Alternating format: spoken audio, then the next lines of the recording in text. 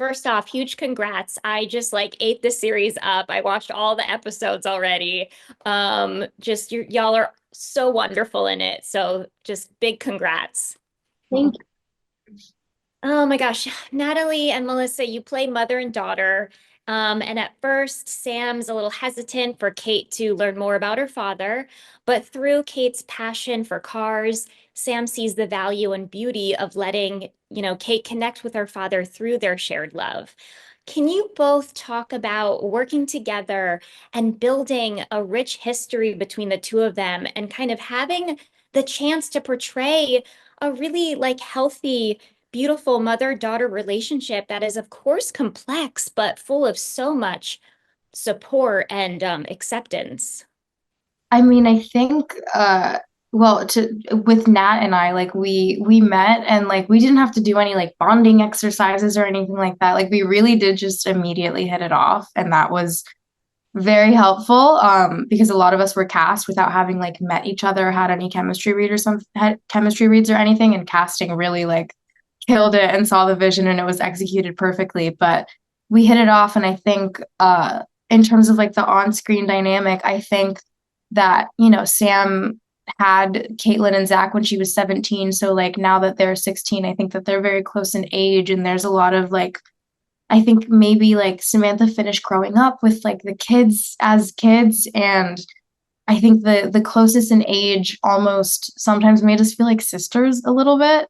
And yeah, it's healthy, but there's a lot of headbutting also, and like she brings me to her spot and we have such a sweet conversation. There's just a lot that went into it, but it was easy with Natalie. Yeah. I think the recurring theme is like history repeating itself and getting to see Caitlin slash Melissa do some of the things that I was doing at that age. Um, and there's something sweet and nostalgic about that because through your own daughter, you get to take a trip down memory lane. And I think that's a big part of their storyline, and part of where her fear comes from and not wanting her daughter to experience the same heartbreak and trauma that the racing kind of brought into Sam's life. But I uh, sorry, I lost my train of thought. No, it's Um, no, it's lovely, and I think to that point, there is the fear there that is so human, and it makes Sam so human. But at the end of the day, she puts the love that she has for her daughter before her fears, and I think that's such a beautiful lesson that we get to see in this relationship, um, right. that we often don't get to see. And how many? Go ahead, yeah. I was just going to say, I remembered my point in that it was actually a very healing experience to have this very healthy mother-daughter dynamic, a realistic one, but like a healthy one. And I felt like I was healing a lot of like my own stuff in having this beautiful relationship with my on-screen daughter. So I hope it's as healing for people watching it as it was to make it. It was absolutely healing. And I think it reminded me a lot of my relationship with my mom. So it gave me a really beautiful reflective experience in that way. Because my mom and I felt like friends sometimes. Like, it's like it's tricky. But I think it's cool too, like how many times Caitlin talks about her mom with her friends and really like holds that her advice that her mom gives her near and dear to her heart. And I was like, it's just so cool because you do see, of course, she's a teenager and she's got that like beautiful angst that we love to see in teens, and that is so human also. But to see the appreciation that she has for her mother is also lovely. And also the embarrassment, like when I show up to the school dance and she's like, "Oh, mom, I remember doing that to my mom." So it felt very like, "Oh God, it's happening to me now." Totally, totally. And Mia, oh my gosh, Alicia, she's a really kind soul. She has a beautiful strength and vulnerability, I think. How was your experience sort of finding her kindness and her loyalty without compromising her sense of self? Because that can get tricky. Hmm.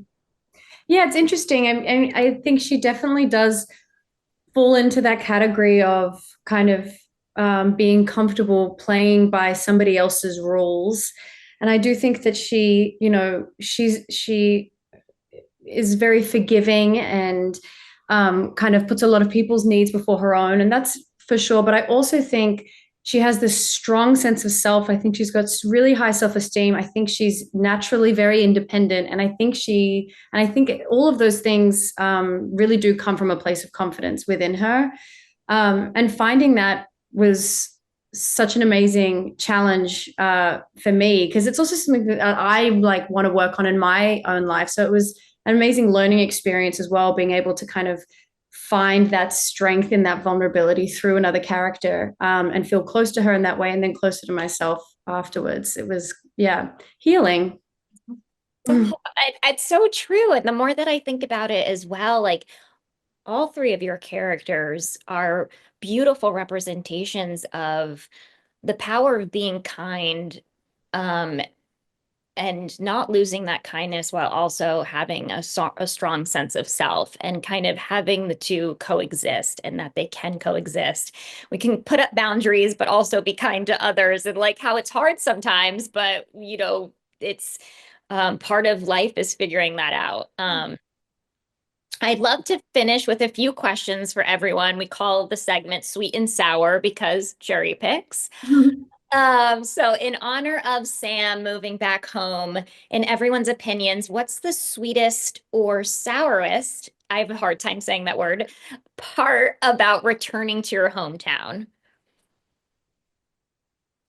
I mean, Seeing how things have changed when you get very attached to how things once were, it can be hard to recognize that, everything evolves. I think that's a really poignant part of Sam's journey, is realizing that she's been hanging on to things that aren't there anymore, but also rediscovering the things that will remain more or less permanent. Lovely. Yeah. Melissa, were you going to say something?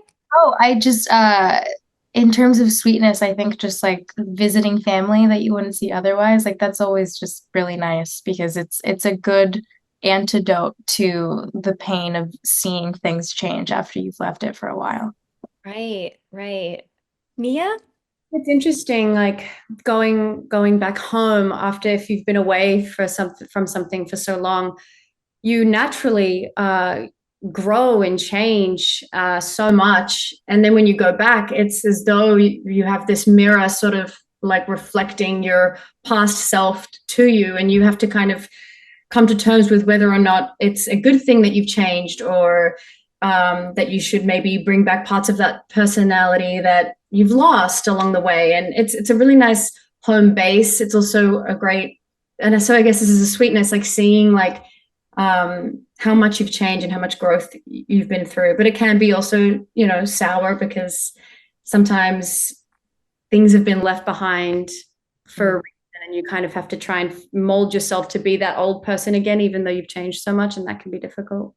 Absolutely. And like I find too that during different like life cycles and different stages of life, returning home feels different each time. Sometimes it feels a little more sweet, sometimes it feels a little more sour.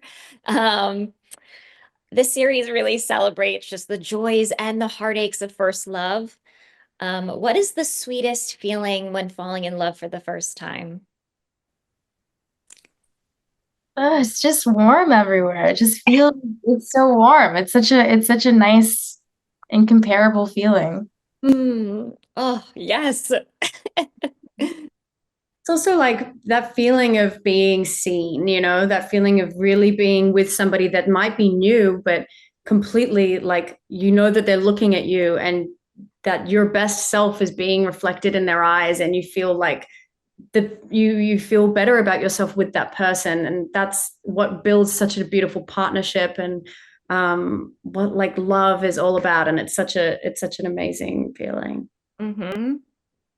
I think there's something about your first love that is steeped in so much innocence. You don't know what heartbreak is yet. You can never imagine that true love can ever end. And so there's a reason why it has such a special place in our memories, because, it's kind of like the one time in your life that you'll love really purely and fearlessly without, this worry of like, what if this ends, or what if this doesn't work? And yeah, I think that for that reason, I think the show is going to resonate with a lot of people, because it will take them back in this nostalgic way to a more innocent time in their lives. Oh, absolutely. And last but not least, we got to end on a car question. Mhm. Sourest car color. I feel like everybody has a car color that they just like hate. Not green or something? Like just Oh, a bad green? like Like, a neon green kind of like a No. I don't want to say that because Mia's wearing this top and it makes her look so good. this is a Like that color top. looks amazing on her in a top, but in a car, that's something else. Yeah. No, like a snot like vomit like just Yeah. yeah, Yeah. not me a That's scream. not your top, Mia. We're not talking about your top No, because your it's top is gorgeous. amazing. Thank you. I was thinking like probably like a gold. Like I Oh, like yeah. shine like they're almost sparkly. Like I don't know. I feel like I don't know what to say. Maybe that's cool. I don't know. No, it's like it's interesting. There's some great car colors in this series. I think like the show does a really good job too if you're a car person. Um, to like the beauty, like it really is like the aesthetics in this show is great as well. But that's my time. Thank you so much, ladies, and congratulations again on all your beautiful performances. I can't wait for everyone to see the series and just fall in love. Thank you so much. This with you.